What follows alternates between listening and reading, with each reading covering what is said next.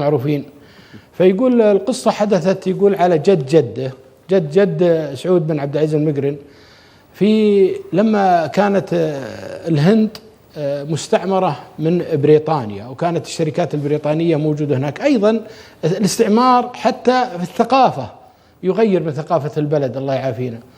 فكانوا عندهم سباق الخيول ويحطون رهانات عليه. فالجزيرة العربية في ذاك الوقت كانت مشهورة بالخيول العربية الأصيلة، فأهل شقرة فيهم ذكاء فيهم نباهة. فلما شافهم في إقبال على هالمواضيع هذه وجاتهم السمعة، صار في تجار تشتري الخيول من البادية وتوديها للهند وتبيعها. فكانت الحقيقة تجارة كبيرة جدا. هذا عبد الرحمن بن منيع جمع له خيول، يعني ما أدري والله كم راس، لكنه على أساس أنه بيروح للعقير في الحسا ويطلع من الحسا يوديها للهند ويبيعها ويتبضع ويرجع. وعبد الرحمن هذا ما شاء الله تبارك الله كثير التجارة بين الهند وبين المملكة العربية السعودية. وكان أيضا يعرفون المهراجة هذيلا أمراء القبائل في الهند. فجمع لها أكثر من الظاهر أكثر من 20-30 رأس خيل أصيلة طيبة، وشراها من أهلها. ويوم دفع الفلوس اللي عنده توجه للعقير. في أحد المناطق اللي مر عليها أمرح فيها، يوم جاب يصبح الصبح ويجيه رجال يبي منه فلوس، يبي من عبد الرحمن بن منيع فلوس، لكن الرجل ما معه فلوس، كل فلوسه شراها فيها خيل. فقال والله ما تثور ناقتك ولا تروح الخيول اللي معك ولا ترسبها هالقوارب إلا أنت معطيني حقي. صار في إشكالية، قال يا ابن الحلال أنا فلوسي كلها شريت فيها خيل، وبإذن الله إذا بعت الخيل جيت وسددتك. قال والله ما تروح. من كان موجود طال عمرك واحد اللي قال عبد الكريم بن علي بن مقرن، جد للي يتكلم، جده الثالث.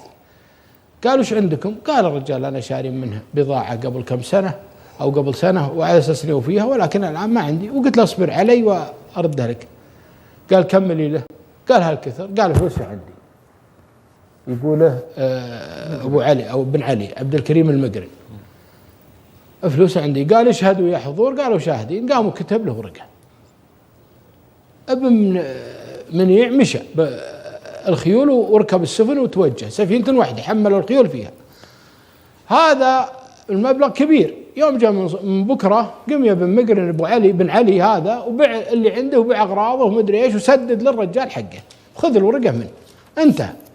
هذاك في الطريق وهو رايح للهند جت عاصوف وطبعت السفينة بالخيول اللي فيها. طبعا الرجل هذا يسبح انت يا ابني، وكتب الله سبحانه وتعالى له النجاة. تعلق له بخشبه والخشبه سحبته لين وصلته للهند. بعد اشهر جاء خبر عن طريق الناس اللي رجعوا من الهند ان سفينه فلان الفلاني طبعت. فيه واحد اللي قال له بن نافع من تجار شقرة وعازم من اهل الديره، ومن ضمن معازمهم بن سدحان، كان امير شقرة عمر بن سدحان، وعازم من الرجاجيل. وجاء الخبر الواحد من الجماعة أن مركب ابن منيع طبع. واحد غرض في نفسه قال بروح بروح لابن مقرن وعلمه على الأكل عشان ما يأكل، يعني زي بينهم تنافس وبينهم شيء، ودي أضيق صدره أن فلوسك راحت اللي انت سددت فيها عن ابن منيع. يقول يوم دخل قال والله عندي لكم خبر، توهم بيقلطون على غدا بن نافع، توهم بيقلطون. قال عندي لك خبر يا بن منيع. قال والله خير إن شاء الله. قال مركب بن منيع طبع. قال بن منيع وش صار عليه؟ الله. قال الحين أقول حلالك كله طبع تسأل عن بن منيع؟ قال أقول بن منيع. قال تعلق له بخشبه ونجاه الله. قال الحمد والشكر لله، غداكم باسر عندي على سلامة بن منيع. كفو يا بن مقرن، كفو. هذا بن علي أو أبو علي بن مقرن، اسمه مثل ما قلت لكم عبد الكريم بن علي المقرن.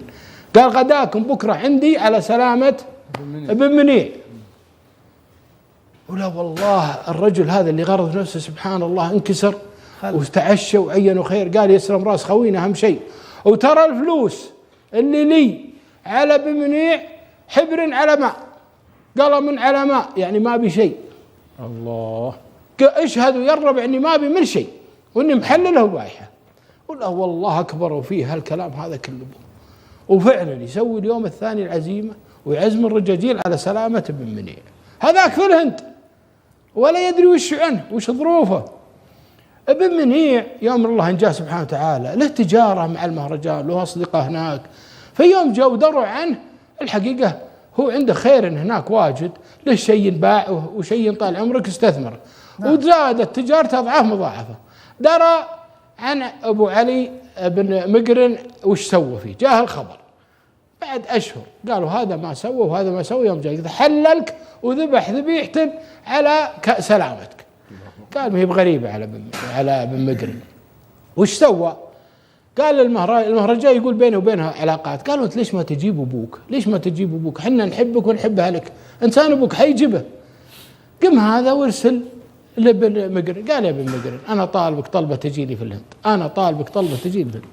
ابن مقرن كان ذيك الايام مريض ومرضه ما ادري وش فيه. قال ما يرى اروح الهند اشوف ابن منيع واسلم عليه وتعالج وارجع. وسبحان الله ويركب هكا السفينه ويروح له ويستقبله ابن منيع ويدخله على العيادات الصحيه الانجليزيه في هاك الوقت ويعالجونه ويطلع ما في احسن منه، وعلى قولة القائل ويكرمه. المهرجانات هذا يقول هذا ابوك، قال هذا ابوي، هذا ابوي اللي ما جابته، اللي ما جيت من ظهره، اعظم من ابوي عندي.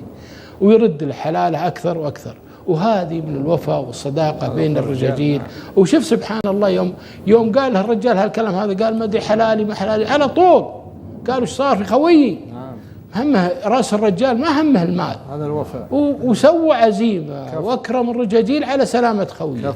هذه النماذج من الرجال احنا يوم نتكلم عنها ما نبي منها طال عمرك احنا نشهر الرجال ولا لا، هذه نبي احنا تصيرون قدوات لنا في حياتنا. الامثله تصير عندنا الان في الرياض، الامثله تصير في واحد من طال عمرك اما انك سلفته ولا انك كفلته ولا شيء وانكسر الرجال وسجن. الحمد لله على سلامته.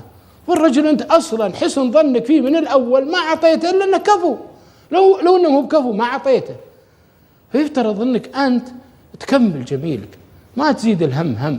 هذه القدوات اللي احنا ناخذ منها طال عمرك، هالعبر وهالدروس اللي احنا الحقيقه نحاول قدر المستطاع احنا نوظفها في المجتمع المبارك اللي فيه خير. اسال الله العلي العظيم ان ينفع بالقصه وجزاكم الله عني كل خير. الله يجزاك خير يا ابو عبد العزيز. والحقيقه مثل هذه القصص انها تحيي في النفوس اشجان. وانا اشوف الشيخ